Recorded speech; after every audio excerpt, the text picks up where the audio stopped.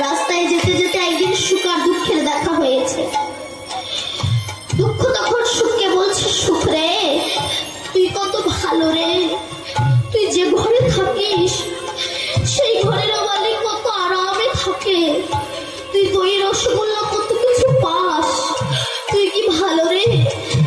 সুখ তখন বলেছিল, দুঃখ রে তোর বোঝা ভুল রে, আমি যে ঘরে থাকি সেই জায়গাটা হলো শিয়ালের গর্ত।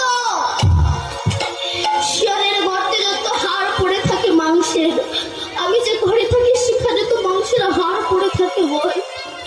কিন্তু তুই যে ঘরে থাকিস দুঃখ, বলতো তুই দই রসগোল্লাটা খেতে পারিস?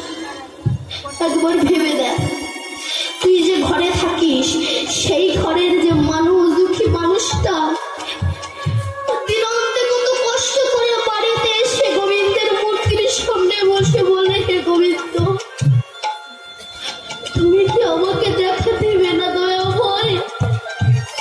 তুমি ছাড়া আমার কে আছে বলো?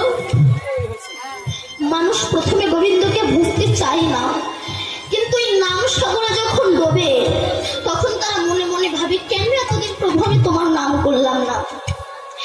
এতদিন যদি তোমার নাম করতাম ভোজন পথে মনে হয় অনেকটা এগিয়ে যেতাম।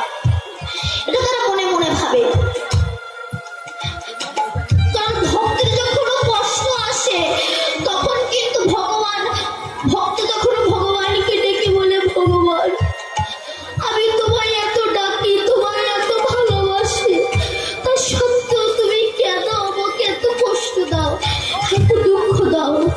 ঠিক আছে, তুমি যদি কষ্ট দাও, দুঃখ দাও, কষ্ট দুঃখই দাও, কিন্তু প্রভু কৃপা করো যেন তুমি ওই চরণ ছাড়া করে দিও না।